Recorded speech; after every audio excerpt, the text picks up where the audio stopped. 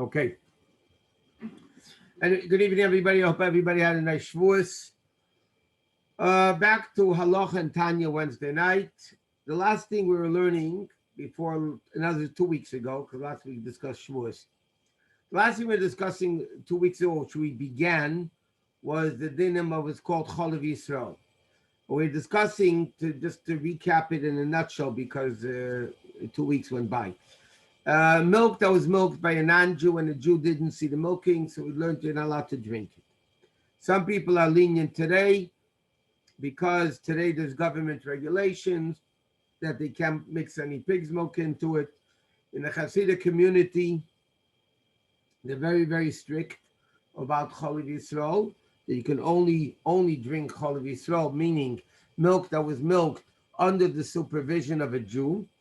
And not only that, but according to Halacha, when a person, let's see, the Mashgiach goes to the farm, he has to even look into the vats, or even where they milk, the containers that they milk the cow into, to make sure there was nothing milked before the guy came there. Nothing was milked into the container. So they have to make sure the containers are empty and clean, and then the milking process could start. Okay? So it's a very strict way of doing it. Now, we also started discussing that according to the Ramah, and that's the way we hold, that if somebody cooks non-Cholov Yisroel in utensils, you have to kosher the utensils.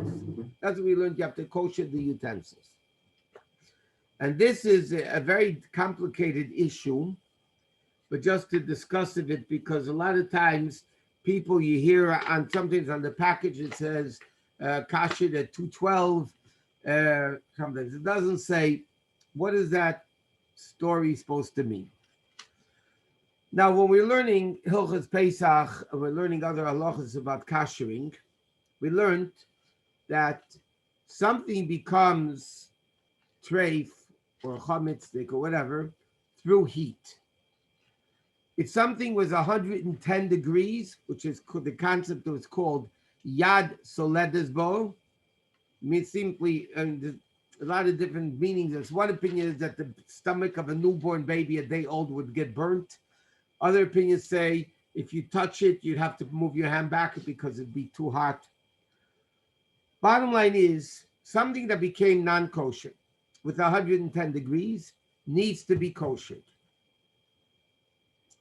Now the question in Halacha is, not only in this reference to Cholov Yisroel, but generally speaking, there's an argument, let's say something became treif at 150 degrees. Now, when you want to kosher it, is 150 degrees enough to kosher it? And many opinions say yes, because listen, it got treif with 150 degrees, so therefore it will become kosher with 150 degrees. Right? That's what some opinions hold. Other opinions hold no. Once it became not kosher, in order to kosher it, you must make it boiling, rapid boiling water. In other words, as we know, water at sea level boils at 212 degrees.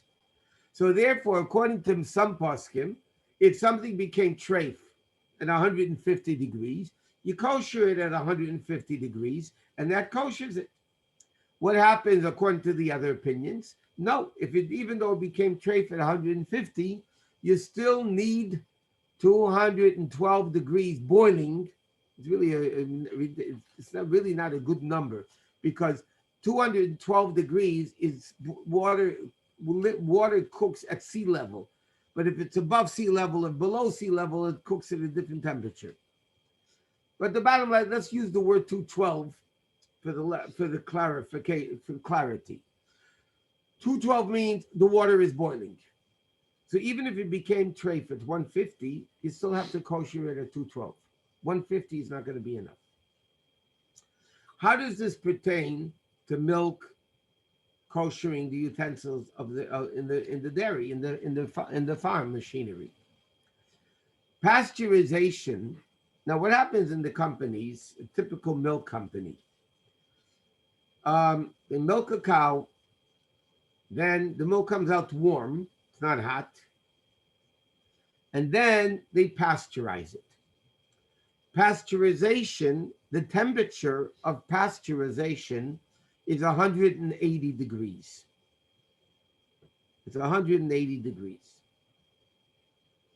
So now, if you want to use that same plant to make Cholov Yisroel, and by the way, most Cholov Yisroel companies don't have their own farms. J&J does. There might be a few others that do.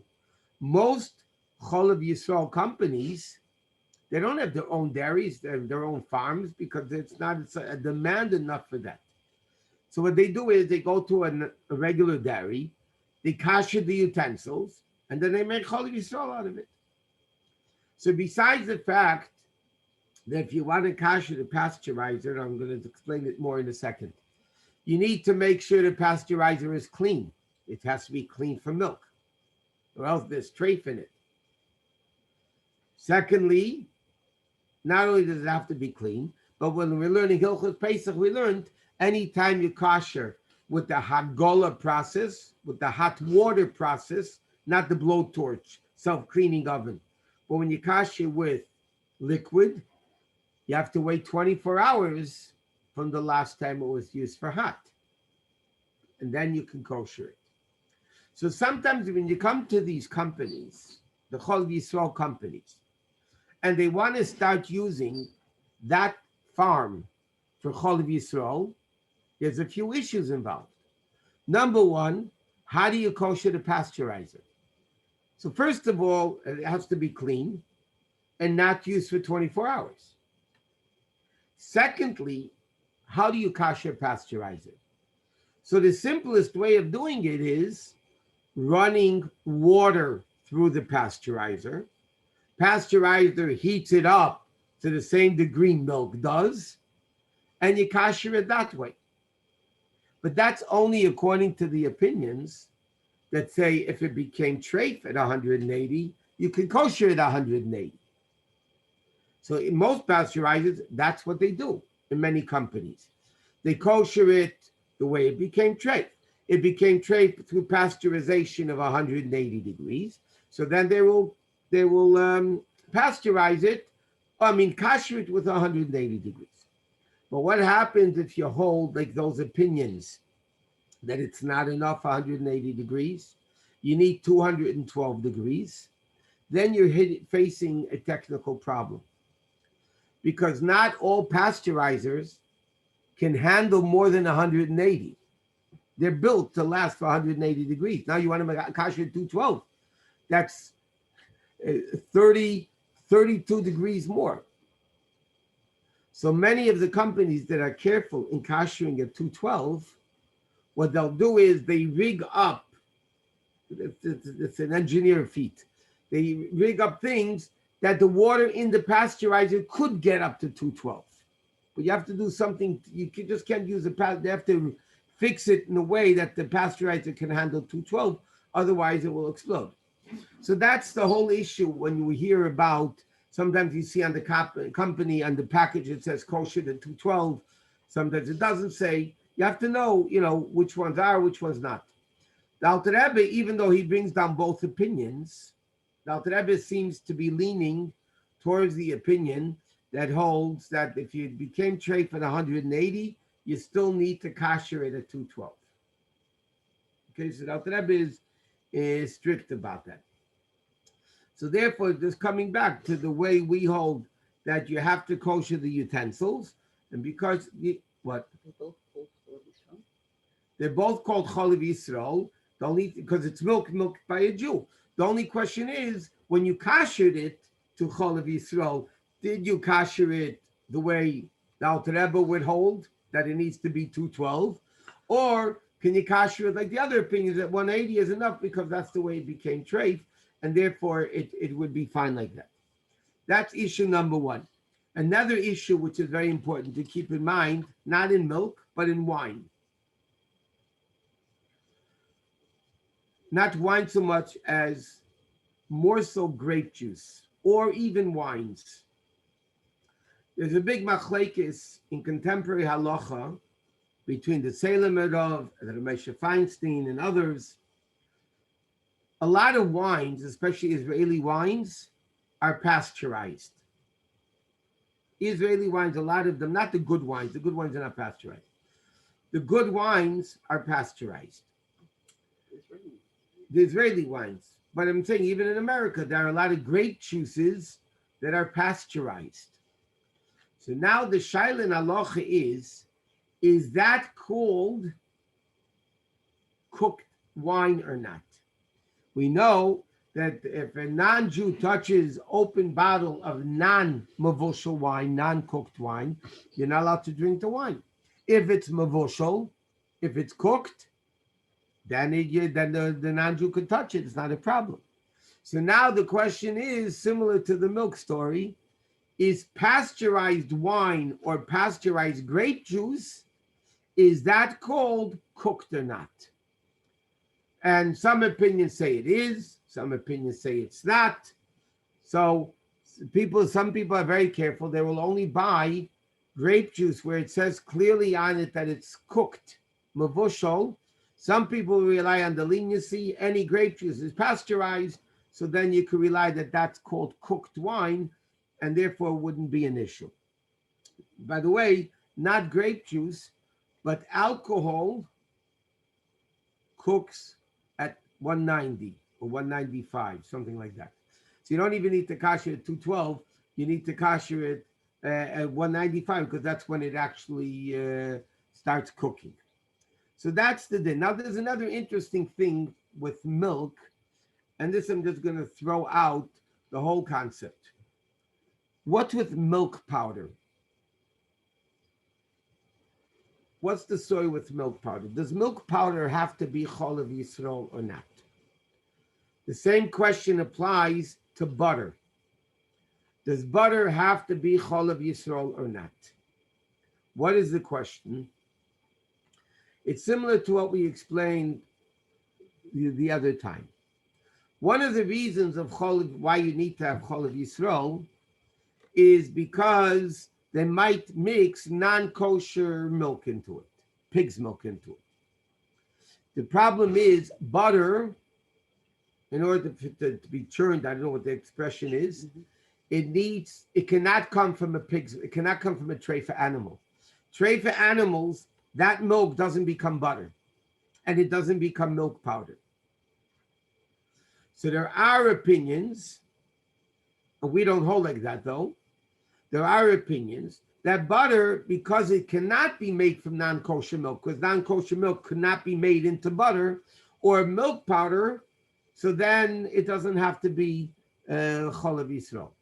But again, a lot of chocolate, by the way, is made from milk powder. A lot of Israeli chocolate is made from milk powder from America, which is not Cholov Yisroel, and they rely on the leniency that it doesn't have to be.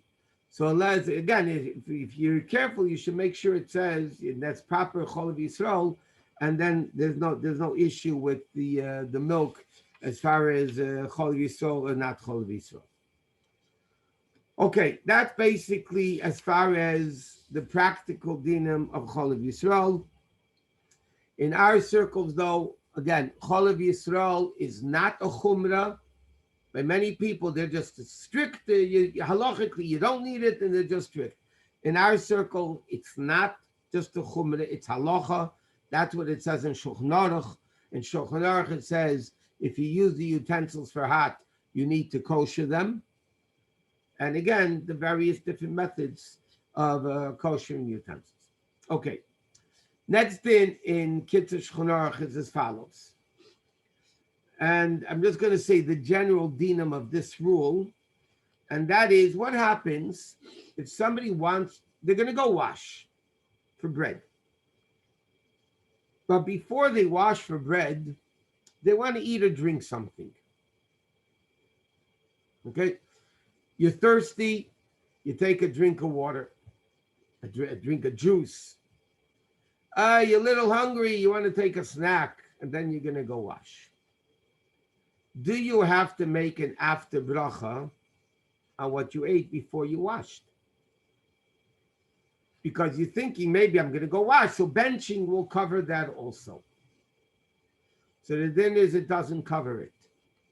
Anything you eat or drink before the meal, before you wash, you must say an after bracha before you wash. What happens if you didn't? What happens if you didn't? In middle of the meal, you have to make an after bracha on it. Benching is not going to cover it. What happens if you're already benched? What happens if you're already benched? Then it depends what you ate. If you ate something filling like cake or dates, then benching b'di'evid will cover it. If you ate other things, benching will not cover it. So therefore, the best thing is just to keep in mind that if a person eats or drinks before washing for bread, they need to make an after bracha on that drink or food. Now, we find an exception to this. Friday night, Shabbos day, we make Kiddush. And then we go wash for bread. Or we don't make an after bracha on the wine. The question is, if I'm going to make it, if I'm drinking wine before the meal, why don't I have to make an after bracha before I wash? To make an after bracha on the wine? And the answer is, Shabbos is different. If it would be during the week, you'd have to make an after bracha on the wine. But Shabbos is a different din. Why is it a different din?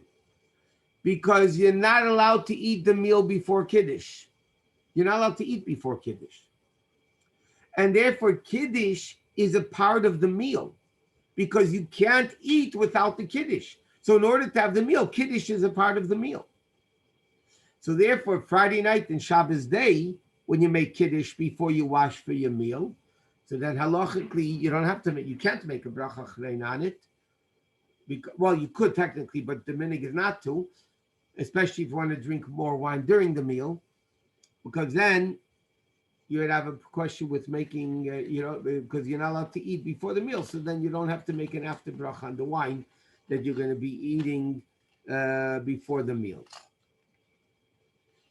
Okay, next din over here, which is more practical, is the din of washing for bread. It's called Netilas Yadayim. Netilas Yadayim for bread is one of the 7 rabbinic mitzvahs. It's not a biblical mitzvah. It's a rabbinic mitzvah instituted basically by Shlomo HaMelech and later Bati Dinim. Now, when a person washes, when you want to eat bread, okay, so the din is, even if you're going to be eating a crumb of bread, literally a crumb of bread, you cannot eat it without washing for bread. You need to have wash for bread.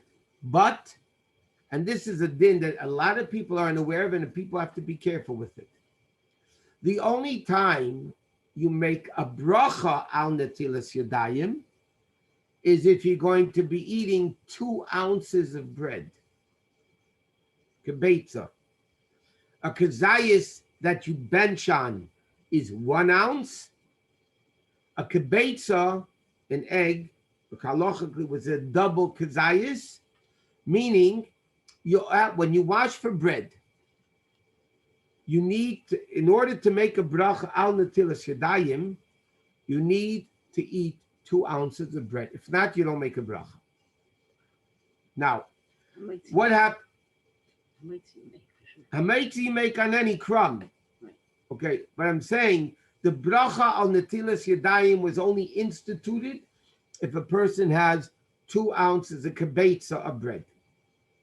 Now, halacha says like this. So what happens if I know I'm only going to, let's speak practical language. A slice of bread, a rye bread, a regular typical slice of rye bread is approximately 1 ounce. It's called the kazayas. If somebody, it's not a kibetza, it's half of a kibetza, but it's a kazayas. So if somebody knows they're going to wash, and they're eating 1 ounce of bread. They're going to eat 1 slice of rye bread. You do not make al netilas yadayim when you wash. Now, what happens if you thought you're going to eat more and you thought you're going to eat 2 slices of bread. You thought you're going to eat a sandwich. And then you realize, and you didn't. It's not a bracha levatala, because initially your plan was to eat 2 ounces of bread. But this is a very practical din, by the way. Many people wash and especially on Shabbos, by the way, there's another din. Shabbos, you need to eat a kibbutz of challah, not only because of washing, because the Suda of Shabbos needs a kibbutz of bread, 2 ounces of bread. Now, if you're making kiddush b'makom Suda, like with cake, so 1 ounce of cake is enough to make the meal for the kiddush. You know that you have a kiddush by the meal. But as far as challah on Shabbos, you need for the meal halachically to eat a kibbutz of challah, which is 2 ounces. So in other words, in practical, simple English, if somebody's going to have a sandwich with 2 slices of bread, you wash, you make al netilas yadayim. If you're going to eat a whole challah, that's 2 ounces, you make al netilas yadayim. If you know you're eating a half a slice of bread and you're only going to have a slice of bread and it's only 1 ounce, halachically you wash, but you don't make al netilas yadayim. Okay? It's a bread, to a certain extent, it's a bracha in vain, because the bracha was not instituted only on a kazayas, on a kibetza of bread. Now the Gemara says a person has to be extremely careful in washing for bread. In where we live in America and most civilized countries, not a big deal. But you have to keep in mind, when people in the shtetl had to go to the river and draw water into the buckets and schlep it back and do all that thing, it was a difficult thing to make sure you wash properly for bread. Now, in fact, the Gemara says, "Hamezalzel b'netilas yadayim," one who is not meticulous in the midst of always washing for bread, or other people say it means that you're not careful the amount of water. The Gemara says very sharp expressions. It brings a person to poverty. In fact, the Mefarshim even say the bracha al netilas yodayim. So the acronym of those 3 words is ani, poor man. Al, ayin, netilas nun, yodayim a yud. That's ayin nud yud, which is the word ani, which means it brings to poverty. Okay? So when a person washes for bread, they need to make sure they're washing properly. It has to come from a proper utensil. In Mitzvah Shem, we're going to learn the various, at least generally, the various different dinim of what you're allowed to wash with and how to wash and so on and so forth. What I want to do for the remaining time today for Halacha before we go to Tanya is the proper way of washing for bread is as follows. You have we're going to call the kfart. That's what it's called, the washing utensil. It's called the kfart in Yiddish. When you fill up the kfart, and this is for right-handed people. Okay, right-handed people. You pick up the kfart in your right hand, transfer it to the left hand, and Chabad custom is to pour 3 times on each hand. So in other words, you pick it up in the right, you give it to the left, and you pour 3 times. If you don't have enough water, you refill it. Okay, you fill it up before you wash, obviously. Then you take, and when you wash with the right hand, you wash the left hand 3 times. A left-handed person, it's very interesting, which hand does a left-handed person wash first? So there's a big machlekes in halacha. A lot of opinions in halacha hold that a left-handed person washes their right hand first like everybody else. Okay, there is many opinions that say that a left-handed person washes like everybody else. The Tzemach Tzedek holds no, a left-handed person washes his left hand first, different than a right-handed person. So according to the Tzemach Tzedek, what's the right way for a left-handed person to pick up the cup? You pick it up in your left, give it to the right, and you pour 3 times on the left, and then you pour 3 times on the right. So a right-handed person washes the right hand first, left-handed person wash the left-handed first, and that's the proper way of washing. Now, when you wash, again, there's a lot of dinim here, but tonight we're talking general, then next week in Mitzvah Shem we'll go into more details. When you wash your hands, the whole hand has to be covered until the wrist with water. The whole hand, you can't just wash half your hand for bread. It's not good. B'di'evet for negelwasser until the knuckles is enough, like we do on Yom Kippur and Tisha B'Av.